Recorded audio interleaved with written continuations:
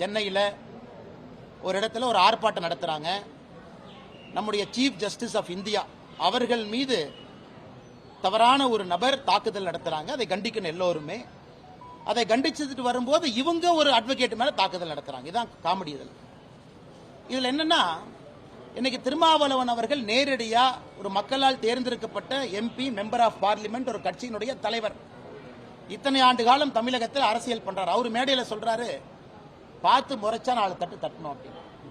இன்னைக்கு தமிழகத்தில் எப்படி ஆகி போச்சுன்னா, சில அரசியல் கட்சியை சார்ந்தவர்கள், சில தலைவர்கள் மேடையின் மீது ஏறி சும்மா முறைச்சா 4 தட்டு தட்டணும். இன்னைக்கு திருமாவளவன் அவர்களும் அவங்க கூட இருக்கிறவங்களும் இந்தியா பாகிஸ்தான் பார்டருக்கு அனுப்பினா பாகிஸ்தான்காரன் முறைச்சிக்கிட்டே இருக்கான். 4 தட்டு அவனை தட்டணும்.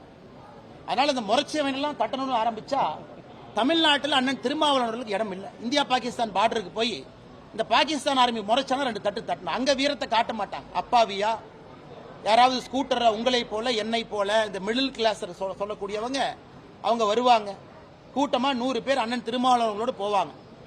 ஒரு தலைவர்னா அவர் முன்னுதாரணமாக நடந்திருக்கணும்.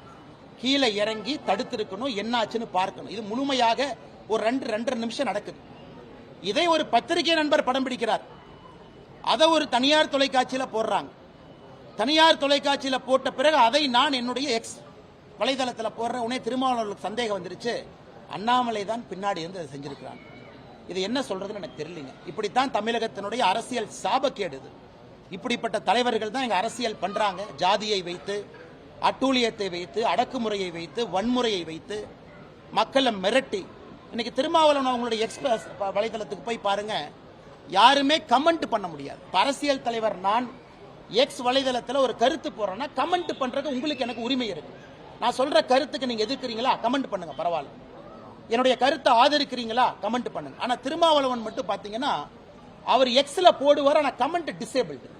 அப்பனா அவர் கருத்தை மட்டும்தான் நீங்க படிக்கணும். அந்த கருத்தை எதிர்த்தோ ஆதரவாகவோ நீங்கள் பதிவு செய்யக்கூடாது.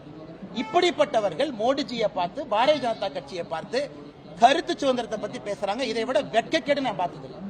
அதுல 2 பேர் வேலை இல்லாதவங்க கமிஷனர் ஆபீஸுக்கு போய் என் மேல புகார் கொடுக்கற 2 பேர் போறாங்க.